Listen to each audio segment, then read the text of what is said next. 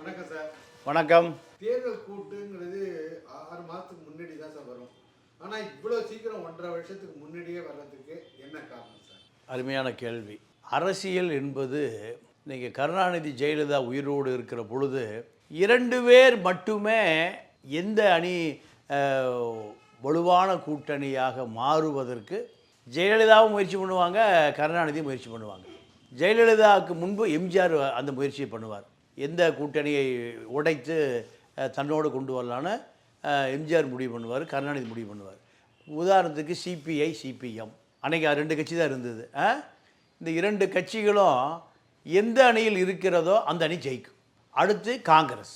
1967 அண்ணா ஒழிச்சே விட்டார். ஒழித்ததை 71 கருணாநிதி காப்பாற்றினார்.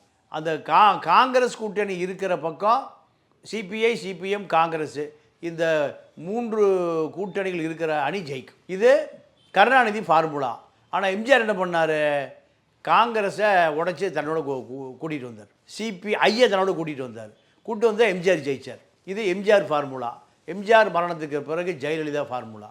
ஜெயலலிதா ஃபார்முலா என்னென்னா, ஜெயலலிதா அரசியலுக்கு வந்த பொழுது 3வது சக்தியாக யார் வந்தான்னா வைகோவும் ராமதாஸும் வந்தாங்க. 2 பேரும் 7% 14% ஓட்டை தன்னோடு எடுத்து வச்சுருந்தாங்க. அப்போ வைகோவை யார் சேர்த்துவது, ராமதாஸை யார் சேர்த்துவது? ராமதாஸும் வைகோவும் யார் பக்கம் இருக்காங்களோ அவர்கள் ஜெயிப்பாங்க. இதுதான் கூட்டணி. நாடாளுமன்றத்தில் அதான் கூட்டணி. 98 வாஜ்பாய் அரசை பிரதமர் ஆவதற்கு ராமதாஸ் அதிமுக கூட்டணியில் முதல் முறை இருக்கார். 2வது ஆட்சி கவிழ்ந்த பிறகு 2வது முறை வைகோ, ராமதாஸ் எல்லாம் திமுக கூட்டணியில் சேர்ந்துட்டாங்க. அப்போது இதுதான் அந்த 10 வருஷம் கூட்டணி.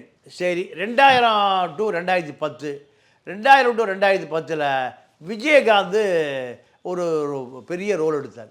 விஜயகாந்த் திமுக பக்கம் இருந்தால், அதிமுக பக்கம் இருந்தால் அந்த கூட்டணி தான் ஜெயிக்கும். அதனால தான் ஜெயலலிதா என்ன பண்ணோம், விஜயகாந்த் தன்னோட எப்படியாவது கூட்டணி அணியில் கொண்டு வரணும், அந்த அம்மா கடுமையாக முயற்சி பண்ணிச்சு. கருணாநிதி தன்னோட பழம் நிலவி பாலில் விழுந்து, அதுவும் என்னுடைய வாயில் விழுந்ததுன்னு இருந்தார். கோயம்பேடு தேமுதிக அலுவலகத்திலேருந்து புறப்பட்ட விஜயகாந்த் கருணாநிதி சால்வையோடு உட்கார்ந்துருக்கார். ஜெமினி பிரிட்ஜை தாண்டினவுனையும் கோபாலபுரம் போக வேண்டியவர் போயஸ் கடன் போயிட்டார். அப்போது விஜயகாந்த் தான் 10 ஆண்டு கால கூட்டணி. அந்த கூட்டணி முடிஞ்சது. அடுத்து நீங்கள் 11 to 21 ஜெயலலிதாவை அசைக்கவே முடியல. விஜயகாந்தை வச்சு மக்கள் நல கூட்டணி அந்த அம்மாவை ஒரு பினாமி கூட்டணியை உருவாக்கியதனுடைய விளைவு தான் 2016 1.5% மீண்டும் அதிமுக வந்தது. ஜெயலலிதாவுடைய மறைவுக்கு பிறகு இப்போ 21 இயற்கையாகவே என்ன நடந்ததுன்னா, எடப்பாடி பிஜேபியோடு சேர்ந்தால் மட்டும் தன்னை காப்பாற்ற முடியும். இந்த சூழலை திமுகவுக்கு டபுள் ஜாக்பாட் அடிச்சது. பிஜேபி இருக்கிற அணியில் கம்யூனிஸ்ட் இருக்காது. கம்யூனிஸ்ட் பூரா வந்து எங்கே சேர்ந்துட்டாங்க? திமுகவுக்கு வந்துட்டாங்க. ஒட்டுமொத்த முஸ்லீம் வாக்கு அப்படியே எங்கே வந்துருச்சு? திமுகவுக்கு வந்துருச்சு.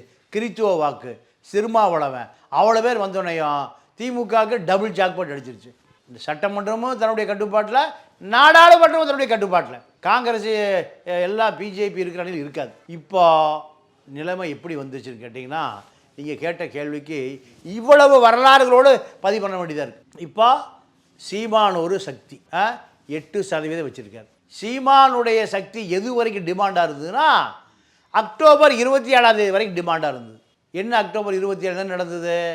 விக்கிரவாண்டியில் விஜய் வந்துட்டார். விஜய் வந்த பிறகு, அதாவது வரலாறு எப்படி பிரிப்போம்னா கிமு கிபின்னு. இப்போ வரலாறு தமிழ்நாடு அரசியல் எப்படி பிரிக்க வேண்டியது இருக்குன்னா, விஜய்க்கு முன்பு, விஜய்க்கு பின்பு. என் தம்பி நான் எதை சொன்னாலும் கேட்பான் என் தம்பி விஜய். சீமா சொல்லிகிட்டே இருந்தார். 27க்கு பிறகு இவன் நடுரோடு அடிப்படி சேர்த்து போயிடுவான்ட்டார்.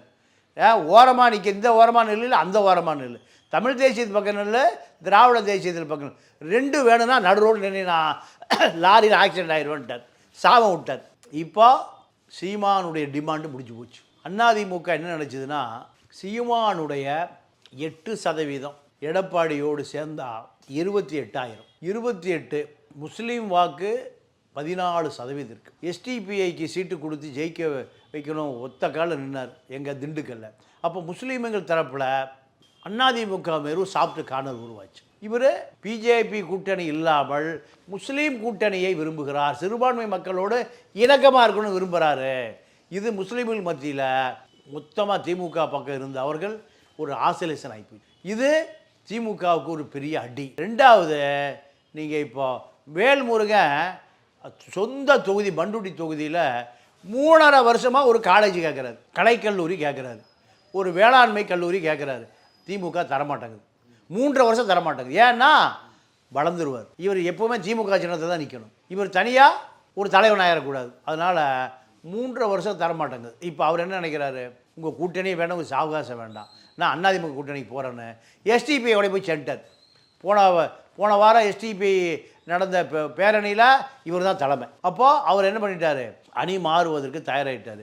இதுக்கு நடுவில் இப்போ அரசியல் சூழல் எப்படி ஆச்சுன்னு கேட்டிங்கன்னா, லாட்ரி மார்ட்டினுடைய மருமக அர்ஜுன் ரெட்டி அவர் இப்போ திருமாவளவனை விஜய் 2 பேரையும் சந்திக்க வச்சு 2 பேரையும் கொண்டு ஏடிஎம்கேல விட்டு எடப்பாடி ஆட்சிக்கு வந்த பிறகு லாட்ரியை கொண்டு வரலான்னு அவர் பார்க்குறாரு. அவர் தொழில் அது. இதுக்காக 50 கோடி ரூபாய் விஜய்க்கு மாநாட்டுக்கு செலவு பண்ணியிருக்கார். இது இன்கம் டேக்ஸ் ரெய்டு பண்ணி எல்லா பேப்பரையும் எடுத்துகிட்டு போயிட்டான். எடுத்துகிட்டு போன உடனேயும் விஜய் பதறி போய் நம்ம கூட்டு வெளிப்பட்டுருன்னு அதிமுக கூட்டணி இல்லைன்ட்டார். ஏடா, கூட்டணி ஆரம்பிக்கிறதுக்கு முன்னாடி கூட்டணி இல்லைன்னா அப்போது கூட்டணிக்கான வேலை நடந்து கொண்டு இருக்குன்னு தானே அர்த்தம். இவ்வளோ சீக்கிரம் 1.5 வருஷத்துக்கு முன்னாடியே கூட்டணியை ஸ்ட்ராங் பண்ணுறதுக்கு காரணம் என்ன காரணம்னா, இப்போ அர்ஜுன் ரெட்டியை பொறுத்த வரைக்கும் திமுக வெற்றி விடவே கூடாது. ஏன்னா திமுக வெற்றி பெறுவதற்கு மூளையே அர்ஜுன் ரெட்டியினுடைய பெண் நிறுவனம் தான். அவர் தான் நீங்கள் முதலமைச்சர் சைக்கிள் ஓட்டினாலும் பின்னாடி சைக்கிள் ஓட்டுவார். மாப்பிள்ளை ஸ்டாலினுடைய மாப்பிள்ளை சபரீசனோட நெருக்கம். 2 பேரும் டீ சாப்பிட்றதுக்கே லண்டனுக்கு தான் போவாங்க. நம்ம ரோட்டு கடைக்கு போவோம், அவங்க லண்டனில் போய் தான் டீ சாப்பிடுவாங்க. அப்போது ஸ்காட்ச் ஃபேக்ட்ரி, ஸ்காட்லாந்து யார்டு இருக்கக்கூடிய அந்த ஆற்று நீரில் ஸ்காட்ச் தயார் பண்ணால் அவ்வளோ சுவையாக இருக்குமா. இதில் ஐரோப்பா இருக்கக்கூடிய வெள்ளைக்காரன் குடிக்கிற சரக்கு. நம்ம ஊரில் மருமகனும் 2 மருமகன், லாட்ரி மார்ட்டினுடைய மருமகன், முதலமைச்சருடைய மருமகன், 2 5 லட்சம் கோடி 5 லட்சம் கோடி. இந்த 5 லட்சம் கோடி மருமகன்கள் 2 பேரும் தமிழ்நாட்டில் ஸ்காட்ச் விஸ்கியை ஓட ஆரம்பிக்கிறதுக்காக முன்னையே சண்டை வந்துருச்சு. சண்டை வந்த பிறகு என்ன சண்டைனா, அர்ஜுன் ரெட்டி எம்பி சீட்டு கேட்குறாரு. எம்பி சீட்டு கொடுத்தா இவர் ஜெயிச்சு போய் எங்கே உட்காந்துருப்பார், மோடிக்கு வலது புறம் உட்காந்துருவார், அமித்ஷாவுக்கு இடது புறம் உட்காந்துருப்பார். அப்போ சபரீசன் போய் எங்கே நிற்கணும், தெருவில் நிற்கணும். அதனால் உனக்கு என்ன வேணுமோ நான் செஞ்சு தரேன், நீ எதுக்கு எம்பி ஆகிற, இல்லை நான் எம்பி ஆகி நாடாளுமன்றத்துக்குள்ள போயாகணும், மோடியை நான் பார்த்தே ஆகணும், அமித்ஷா கிட்ட போயாகணும், திருமாவளவனை போல் நான் நாடாளுமன்ற உறுப்பினராக தான் எனக்கு மரியாதைங்கிறாரு. சபரீசன் ஒத்துக்கலை. அங்கேருந்து கிளம்பி எங்கே வந்துட்டார், சிறுத்தையினுடைய துணை பொதுச்செயலாளர் ஆகிட்டார். சொந்த வெறுப்பை திமுக கூட்டணியை உடைச்சு விஜய் மாநாட்டுக்கான அத்தனை செலவுகளும் அர்ஜுன் ரெட்டி தான் செஞ்சுருக்கார். திருமாவளவுடைய கள்ளக்குறிச்சி மாநாடு, திருச்சி மாநாடு செலவு அர்ஜுன் ரெட்டி. அப்போது திமுக கூட்டணியிலிருந்து வெளியேறுவதற்கு சிறுத்தை தயார். ஆனால் திருமாவளவன் இல்லைன்னு அவர் சொல்லிட்டு இருக்காரு. ஆனால் அடிக்கிற மாதிரி இவர் செஞ்சிட்டு இருக்கிறது பூரா பிரிவினையாக இருக்கு. 1 வருட காலம் இருக்குது. இன்னும் 1 வருஷ காலத்தில் நீங்கள் திமுக கூட்டணியில் இருப்பேன்னு சொல்லிட்டு திமுகவுடைய அதிகாரத்தை 4 எம்எல்ஏ இருக்காங்க, 4 எம்எல்ஏக்களும் திமுக கூட்டணி வெளியே வந்தால் ஒரு அதிகாரி மதிக்க மாட்டான், ஒரு கலெக்டர் மதிக்க மாட்டாங்க. அப்போ திமுக கூட்டணியில் இருந்து கடைசி வரை பலனை அனுபவித்து கொண்டு கடைசி ரயிலில் ஏறிடுறது. இதுதான் திட்டம். இப்போ இந்த திட்டத்தை திமுகவே சொல்லிருச்சு, இருந்தால் இருங்க, கிளம்புனா கிளம்புங்க, உங்களை ரொம்ப தாங்க முடியாது, நீங்கள் ஒரு முடிவுக்கு வந்துட்டீங்க. அர்ஜுன் ரெட்டி எங்களை விழுந்து தாக்குறார், அவரை கண்டிக்க மாட்டேங்கிறீங்க, ரசிக்கிறீங்க, அப்போது உங்களுக்கு ரெட்டை வேடம். இப்போ திருமாவளவனுக்கு எவ்வளோ % இருக்கு? 4% இருக்குது. 4% வச்சுக்கிட்டே இந்த ஆட்டமா சார்? வேற 4%. நீங்கள் 4% எந்த பக்கம் சாருதோ அந்த பக்கம் அந்த கூட்டணி பலமாகும். நீங்கள் ராமதாஸுக்கு இப்போ 1.5%, 2% தான் வாக்கு வங்கி. இப்போ அது பூரா எங்கே போயிடுச்சுன்னா விஜயகாந்த் போயிடுச்சு 2010க்குள்ளே. இப்போ அதுவும் என்னாச்சுன்னா வன்னியர் வாக்கு அந்நியர்கள்னு சொன்ன ராமதாஸுடைய கோட்டையில் தான் ரிஷிவந்தியத்திலும் விருதாச்சலத்திலும் விஜயகாந்த் ஜெயிக்கிறார். 29 எம்எல்ஏக்கள் ஜெயிக்கிறாங்க. அப்போ வன்னியர்கள் ராமதாஸை நம்பாமல் எல்லாம் விஜயகாந்த் பக்கம் வந்துட்டாங்க. இப்போ விஜயகாந்த் பக்கம் ஆள் இல்லை, விஜய் பக்கம் எல்லா பக்கம் போயிட்டான். விக்கிரவாண்டி அவங்க கோட்டை தானே, அவங்க கோட்டை தான், அங்கே ஓட்டையாகி போச்சு. இப்போ பாட்டாளி மக்கள் கட்சி இளைஞர்கள் பூரா விஜய்கிட்ட போயிட்டான், சிறுத்தை இளைஞர்கள் பூரா விஜய்கிட்ட போயிட்டான், சீமான் இளைஞர்கள் பூரா விஜய்கிட்ட போயிட்டான். 3 பேர் இப்போ வேர்க்க விறுவிறுக்க நீங்கள் எப்படியாவது தக்க வைக்கணும்னு நிற்கிறாங்க. இந்த வாக்கு வங்கி அப்படியே மொத்தமாக எங்கே போக போகுது? எடப்பாடிக்கு போக போகுது. கொண்டு போய் சேர்த்தக்கூடிய ஆள் யார்? அர்ஜுன் ரெட்டி. அர்ஜுன் ரெட்டி விஜயை கட்டுப்பாட்டில் வச்சுருக்காரு. அதனால் நீங்கள் கேட்குற இந்த அரசியல் 1 வருடத்துக்கு முன்பே பரபரப்பாகி போச்சு. நீங்கள் விஜயும் திருமாவளவனும் அம்பேத்கர் புத்தகத்தை வெளியிடுவதற்கு ஆனந்த விகடன் ஏற்பாடு எல்லாம் அர்ஜுன் ரெட்டி ஏற்பாடு தான். இதெல்லாம் எதுக்கு? கூட்டணியை முடிவு செய்வதற்காக, கூட்டணி அதிமுக பக்கம் வருவதற்காக. இப்படி கொளுச்சி போட்டால் திமுக கூட்டணி பலவீனமாயிரும். இப்போ ஏன் கூட்டணி சேர மாட்டார்னா, அதிமுக எப்படியாவது பிஜேபி பக்கம் இழுத்துறணும்னு பிஜேபி கடுமையாக முயற்சி பண்ணுறாங்க. இப்போ 4 எம்எல்ஏ இருக்காங்க பிஜேபிக்கு, 4 எம்எல்ஏ அதிமுக கூட்டணி சேர்ந்ததுனால தான் இந்த 4 25 ஆகணும்னு முடிவு பண்ணுறாங்க. 25 ஆகணும்னா வாக்கு வங்கி அதிமுகவுக்கு தான் இருக்குது. அப்போ அதிமுகவுடைய வாக்கு வங்கியை பிஜேபி பயன்படுத்தாதனுடைய விளைவு தான் நடந்து முடிந்த நாடாளுமன்ற தேர்தலில் பிஜேபி அதிமுக 2 வாங்கின வாக்கு ஒன்றா சேர்த்தா ஒரு 10 சீட் கிடச்சிருக்கு. அது அண்ணாமலையால் இழந்து போச்சு. மீண்டும் அந்த தவறை பண்ணக்கூடாது. தமிழ்நாட்டில் பிஜேபி காலை ஊனணும்னா 20 எம்எல்ஏ வேணும். 20 எம்எல்ஏ வேணும்னா யாரோட சேரணும்? அதிமுக. ஆனால் அதிமுக என்ன நினைக்குது? பிஜேபியோடு சேர்ந்தா நம்ம மயிரிலையில் உயிர் தப்ப முடியாது. ஏன்னா முஸ்லீம்கள் ஓட்டே போட மாட்டான் பிஜேபி பக்கம் இருந்தால், கிறிஸ்தவர்கள் ஓட்டு போட மாட்டான், கம்யூனிஸ்டுகள் ஓட்டு போட மாட்டாங்க, காங்கிரஸ் ஆள் ஓட்டு போட மாட்டான். இப்படி திமுக மீண்டும் ஜெயிக்கிறதுக்கு வாய்ப்பு இருக்குது. அதனால் எடப்பாடி என்ன கணக்கு பண்ணுறாருன்னா, பிஜேபியோடு ஒட்டு வேண்டாம், உறவு வேண்டாம். ஏன்னா பிஜேபியை விட பெரிய வாக்கு வங்கி உள்ள கட்சிகள் என்னோட சேரணும்.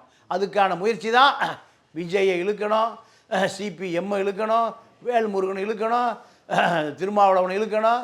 இப்படி இத்தனை முயற்சி பண்ணிட்டு இருக்காரு. சரி சார், இவ்வளவு கூட்டணியை வந்து பிஜேபி தனியா நிக்குது, அதிமுக திமுக, அதிமுக திமுக, இதை விட்டு விஜய் தனியா நிக்கிறார். விஜய் தனியா இல்லை, அதிமுக உள்ள நிற்க போறாரு, கண்டிப்பா நிற்க போறாரு. ஏன்னா இப்ப இது 1 வருஷம் இருக்கு. ஊழலுக்கு எதிர்ப்புன்னு சொல்லியும் கடைசியில் அவர் ஊழல் ஆட்சியில போய் சேர்ந்தா மக்கள் அதை ஏற்றுக்குவாங்களா சார்? இல்ல, அவர் அதிமுக மேல எந்த விமர்சனமும் வைக்கல.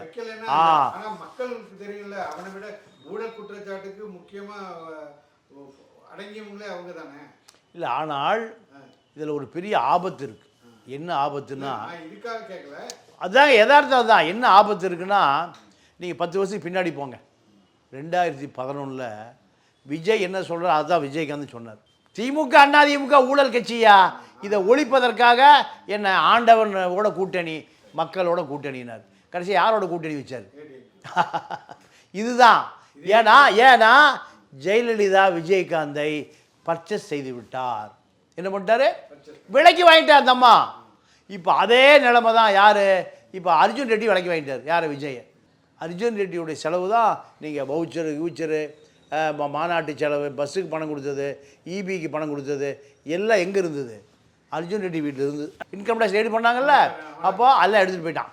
எடுத்துகிட்டு போய் நீ என்ன கழட்டி விட்டு விஜயோட சேர போகிறியா? விஜய் இன்கம் டேக்ஸ் ரெடி பண்ணுற போது அந்த பேப்பர்லாம் இருந்த பிறகு விஜய் பதறி போய் அதிமுக கூட்டணி இல்லைன்னு அறிக்கை விட்டார். இது எதுக்கு? நான் என் புருஷன் கச்சேரிக்கு போகிறாங்க, கதை தான். இப்போ இல்லைங்க, அப்போ பின்னாடி பார்ப்போம். இப்போ நான் கூட்டணி இல்லை. அப்போ கூட்டணி இல்லைன்னா இல்லாத கூட்டணி எப்படி இல்லைன்னு சொல்ல முடியும்? அப்போ கூட்டணிக்கான அஸ்திவாரம் அதுதான். சரி சார், இப்போ கூட்டணி கடைசி நேரத்தில் வராங்கன்னா அவங்க தனியாக தான் நிற்பாங்களா? அதிமுகவோடு கூட்டணி. ஏன்னா நான் அதாவது ஒரு அபாயம் இருக்குன்னு சொன்னேன்ல. என்ன அபாயம்னா, விஜய் கட்சியுடைய மாவட்ட செயலாளர், ஒன்றிய செயலர், கிளைக்கழக செயலாளர்களை முதல் தேர்தலில் எதிர்த்து நின்னா அதிமுகவில் திமுகவில் இருக்கிற மாவட்ட செயலாளர்கள், முன்னாள் மந்திரி, இன்னாள் மந்திரி பூரா பல லட்சத்துக்கு கொடுத்து விலைக்கு வாங்கிடும். ஏன்னா இன்று கிளைக்கழகம் வரைக்கும் இன்னும் விஜய் கட்சி போய் சேரல. கிளைக்கழகம் வரைக்கும் ஆழ பலமாக இருக்கிறது யார்? திமுக அதிமுக. அவன் அவ்வளோ பேரையும் பர்ச்சேஸ் பண்ணிடுவோம். அப்போது கட்சி அழிஞ்சு போயிடும். அதனால் விஜயகாந்த் என்ன பண்ணார், 2011 ஏடிஎம்கேல சேர்ந்து 40 சீட்டு வாங்கி 29 ஜெயிச்சார், எதிர்கட்சி தலைவரானார். அந்த மூடில் விஜய் இருக்கார். அதுக்கான முழு ஃபைனான்ஸ் யார்? அர்ஜுன் ரெட்டி தான். இந்த கூட்டணியை பார்த்தா திமுக பயப்படுது. திமுக பயப்படுது. ஏன்னா எடப்பாடி பிஜேபியோடு சேர்ந்தால் திமுக சந்தோஷமாக இருக்கும். சேர மாட்டேங்கிறாரு. சேரலைன்னா இங்கே இருக்கிற பாய்கள் பூரா என்ன பண்ணிடுவாங்க, அங்கே போயிடுவாங்க. பாதி பாய் போனாலும் கதை முடிஞ்சுது. சரி, இப்போ பிஜேபி தனித்து நிற்குமா சார்? வேறு வழியே இல்லை. பிஜேபி இப்போ பாமகவை கூப்பிட போகுது, தேமுதிகவை கூப்பிட போகுது. தேமுதிக பாமக ரெண்டையுமே எடப்பாடி தட்கால ரிசர்வ் பண்ணிட்டார். இப்போ வேறு வழியே இல்லை. நீங்கள் ராமதாஸை அண்ணாதிமுக கூட்டிலிருந்து உடைக்கணும்னு சொல்லி விக்கிரவாண்டியில் மணிமண்டபம் 25 தியாகிகளுக்கு கட்டி ராமதாஸை திறக்க வைக்கணும்னாங்க. அப்போ ராமதாஸ் சொல்லிட்டாரு, இதே மேடையில் 10.5 முதலமைச்சர் அறிவிப்பாரா? அறிவிக்கலைன்னா அவர் வன்னியருக்கு எதிரான ஆளுன்னு ராமதாஸ் கொளுத்தி போட்டார். அதனால் கூட்டணி ஆரம்பித்தப்போ உடஞ்சி போச்சு. இது எதுக்காகனா ஒரு செக் வைக்கிறதுக்குன்னா திருமாவுக்கு செக் வைக்கிறதுக்கு. திருமாவளவன் தன்னோட இல்லை, ஆசிலேஷனாக இருக்கார், கூட்டணியில் கடைசியில் கழட்டிட்டு போயிடுவார், அதுக்காக நாங்கள் பாமக உள்ளே சேர்த்த போகிறோம் இப்படின்னு பொன்முடி ஸ்டாலின் 2 பேரும் கலந்துரையாடல் மூலம் ராமதாஸுக்கு அழைப்பி கொடுத்தாங்க. ராமதாஸ் சொல்லிட்டாரு, நான் உங்களோட வரல, உன்னோடு நான் வரல, நான் வரணும்னா நீ அறிவி. இப்படியான ஒரு குண்டை தூக்கி போட்ட உடனேயும் திமுக அப்படியே ஃப்ளாப்பாகி நிற்கிது. அவருக்கு வேலை இல்லை, போகிற போக்கில் சொல்லிகிட்டே போகிறாருன்னு. இப்போ பாமக தொண்டர்கள் பூரா ஸ்டாலின் எங்கே போனால் கருப்பு கொடி காட்ட போகிறான். இப்படி பாமக திமுக சண்டை பெருசாக வந்துருச்சு. ஆக இதையெல்லாம் அதிமுக ரசிச்சிட்ருக்கு. அதிமுக ரசிச்சிட்ருக்கு. காரணம், திருமா வந்துடுவார், விஜய் வந்துடுவார், முஸ்லீம்கள் பாதி சதவீதம் வந்தால் போதும், ஆட்சிக்கு போயிடலாம். ஏன்னா வேல்முருகன் ரெடியாக இருக்கார். இப்போ இந்த வாக்கு வங்கிகள் முழுக்க அவருக்கு 35% வேணும். 35% விஜய், சிபிஎம், திருமாவளவன், 5% முஸ்லீம்கள், 15% இருக்குது. அதிமுக 20 இருக்குது. 35 வந்தால் திமுகவுக்கு ஃபைட் கொடுக்கலாம். மயிரிழையில் திமுக தோற்று போயிடும். இப்போ இந்த ஃபார்முலா தான் இப்போவே அவசரமாக ஆரம்பித்தது.